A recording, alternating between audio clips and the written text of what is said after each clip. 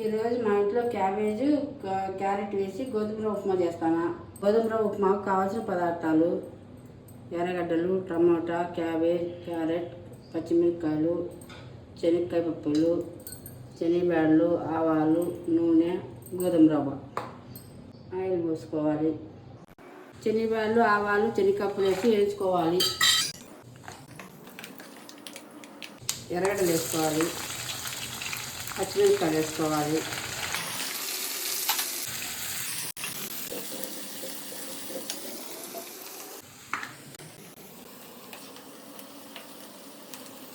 కొంచెం ఎర్రగా అయినంత వరకు వేయించుకొని క్యారెట్ వేసుకోవాలి. క్యాబేజ్ వేసుకోవాలి. టమాటా వేసుకోవాలి. బాగా వేయించుకోవాలి.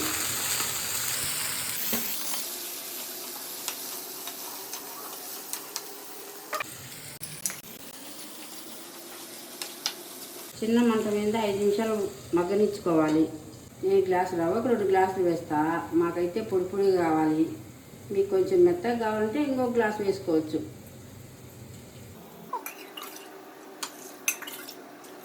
తగినంత ఉప్పు వేసి ఉడికిన తర్వాత రవ్వ వేసుకోవాలి.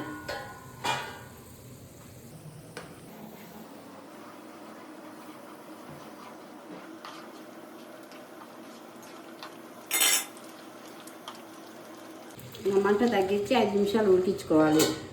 ఉప్మా రెడీ. ఉప్మాను మీకు నచ్చినట్టయితే సబ్స్క్రైబ్ చేయండి, లైక్ చేయండి, కామెంట్ చేయండి.